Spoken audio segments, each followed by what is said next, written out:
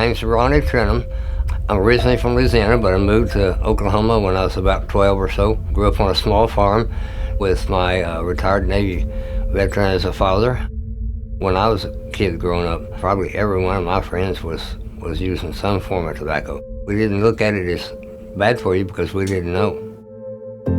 You know, I stopped chewing because it was giving me heartburn, to where even when I'd open a pouch, just the smell would give me the heartburn. Anytime you or somebody you love hears those words, you have cancer, it was pretty scary.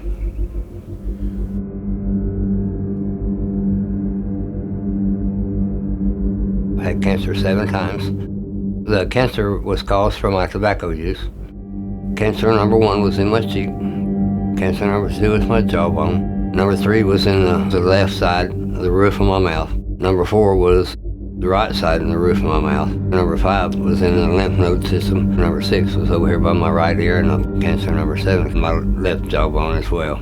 They told me I was going to have to learn to speak again. They told me I was going to have to learn to eat and swallow again. I had to go through special speech and swallowing therapy. That was hard.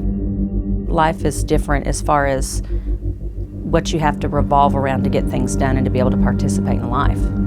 There's those days where you cry in the shower or you cry going to work. Those are rough days. Tobacco companies are putting profit ahead of people's lives. I can't fathom why someone would stand behind a company that sells something so harmful to people, knowing what it does to them.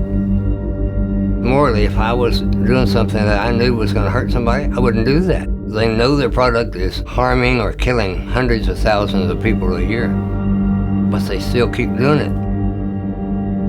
I'm Ronnie Trenum. Tobacco stops with me.